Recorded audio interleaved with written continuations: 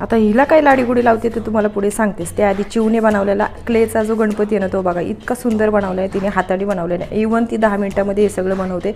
इतका छान 2 पेनाचा तिने झोका बनवला आहे. आणि हे सगळं जे वेस्टेज आकाशकंदील आहे ना तिच्या खेळण्यांपासून एवढे जे क्राफ्ट आहेत ना ते सगळे मशीनवरच ठेवते. त्यासाठीच ही लाडीगुडी चालली की ते मशीनवरचा पसारा सगळा काढायचा आहे. आता जानूच्या पप्पांनी कॅन्टीनमधनं बरंचसं सामान भरले, कारण तुम्हाला माहिती आहे आता युद्धामुळे ना बऱ्याचशा गोष्टी खूप महाग होणार आहे. तर हे खायचं आणि जे आपलं डीमार्टचं सामान आहे ना ते त्यांच्या कॅन्टीनमध्ये बऱ्यापैकी स्वस्त मिळतं, म्हणून ते एकदम भरून टाकतात. म्हणजे 2 महिन्याचं सामान झालेलं आहे हे आमचं.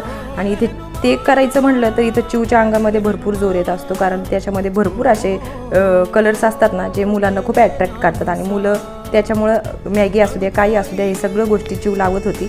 आणि खरंच घरात एक मुलगी असावी ती आपल्याला खूप मदत करते. बघायला लागली की नाही कामाला आत्तापासूनच. आणि आमच्या घरात आलेला एक छोटासा पाहुणा जो छोटा पप्पी आहे आणि माझ्या घरी पण होता, म्हणजे मम्मीकडे असतानाही आमचा टायसन होता छोटा पामुलीन.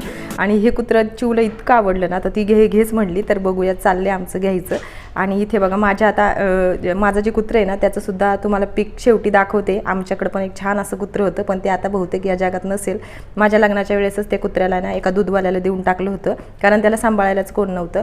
कदाचित आता ते असेल नसेल माहिती. आणि आई सर्व्हिसला जायची ना तेव्हा कुत्र्यानेच आम्हाला सांभाळलं होतं बऱ्यापैकी. त्याच्या जीवावर आम्हाला टाकून जायची. तर चला मग भेटूया पुढच्या ब्लॉगमध्ये.